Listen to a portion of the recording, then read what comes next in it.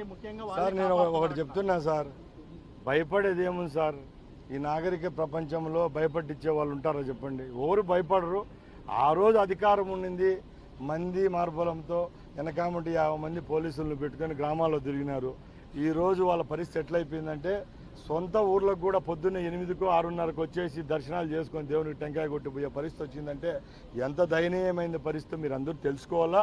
ఇంకా మదనపల్లి ఫైల్స్ గురించి అయితే సినిమా తీయవచ్చు. ఇప్పుడు చాలా వచ్చినాయి, కాశ్మీర్ ఫైల్స్ అని వచ్చిందంటే సినిమా. ఇక్కడ మదనపల్లి ఫైల్స్ గురించి కూడా సినిమా తీయవచ్చు. ఎందుకంటే మీకు అందరికీ తెలుసు, మదనపల్లి అది ఆఫీస్ ఏదైతే ఉందో స్పెషల్ కలెక్టర్ ఆఫీసో డిప్యూటీ కలెక్టర్ ఆఫీస్లో సుమారు 13 మండలాలకు చెందిన రికార్డులు ఉన్నాయి. ఆ 13 మండలాలు ఎవరి పరిధిలో ఉన్నాయి, అక్కడ ఎవరు శాసించారు 5 సంవత్సరాలు అందరికీ తెలుసు. అక్కడ 22A సంబంధించిన అసైన్ ల్యాండ్స్కు సంబంధించిన ఏమైతే డాక్యుమెంట్స్ ఉన్నాయో ఆ రోజు ఆ ఘటనకు 10 రోజుల ముందు ఎవరైతే అక్కడ రెక్కి నిర్వహించిన మాధవరెడ్డి అని ఆయన ఎవరున్నారో, అలాగే ఎంపీకి 30 ఏళ్ల నుంచి ఎంపీ ఎమ్మెల్యేకి పిఏగా ఉన్న తుకారాము, ఇలాంటి వాళ్ళందరూ ఉన్నారంటే దాంట్లో ఇంక మేము చెప్పేది ఏముంది సార్? తప్పకుండా ప్రజలందరికీ తెలుసు. ఆ విషయంలో అయితే వెనుకాడిపోయే ప్రసక్తే లేదు. ఇంకా పెద్దిరెడ్డి విషయంలో భయం అంటానరా, ఆయన 70 ఏళ్ళు దాటిపోయినా ఆయన చూసి ఎవరు భయపడతారు సార్? ఇక్కడ భయపడే వాళ్ళు ఎవరూ లేరు. ముఖ్యంగా గత ప్రభుత్వం చేసిన తప్పులు మేము చేయదలుచుకోలేదు. ఎందుకంటే ఆ రోజు చట్టాన్ని చేతిలోకి తీసుకొని అందరి గొంతు మీద కత్తి పెట్టినారు కాబట్టి ఎన్ని సీట్లు వచ్చాయో మీ అందరికీ తెలుసు. కేవలం 11 సీట్లతో ప్రతిపక్ష హోదా కూడా ఆ రోజు వాళ్ళకి దక్కలేదు.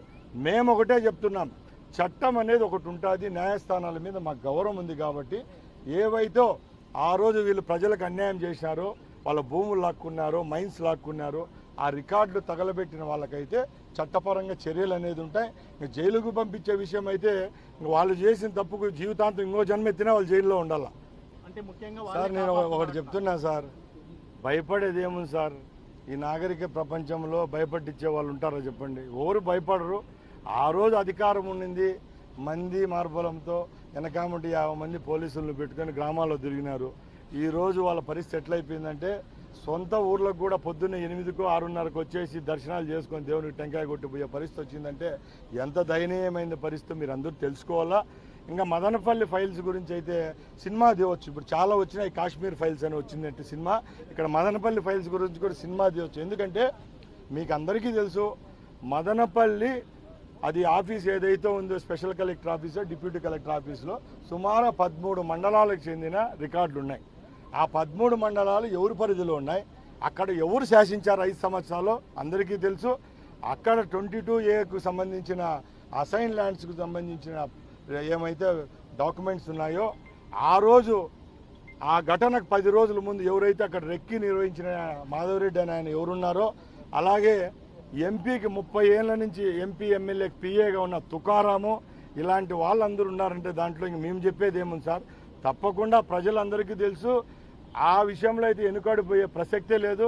ఇంకా పెద్దిరెడ్డి విషయంలో భయం అంటానరా, ఆయన 70 ఏళ్ళు దాటిపోయినా ఆయన చూసి ఎవరు భయపడతారు సార్? ఇక్కడ భయపడే వాళ్ళు ఎవరూ లేరు.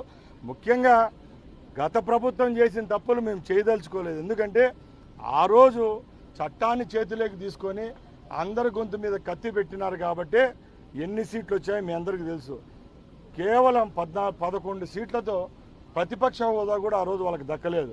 మేము ఒకటే చెప్తున్నాం, చట్టం అనేది ఒకటి ఉంటుంది, న్యాయస్థానాల మీద మాకు గౌరవం ఉంది కాబట్టి ఏవైతే ఆ రోజు వీళ్ళు ప్రజలకు అన్యాయం చేశారో, వాళ్ళ భూములు లాక్కున్నారో, మైన్స్ లాక్కున్నారో, ఆ రికార్డులు తగలబెట్టిన వాళ్ళకైతే చట్టపరంగా చర్యలు అనేది ఉంటాయి. ఇంకా జైలుకు పంపించే విషయం అయితే వాళ్ళు చేసిన తప్పుకు జీవితాంతం ఇంకో జన్మెత్తినా వాళ్ళు జైల్లో ఉండాలి.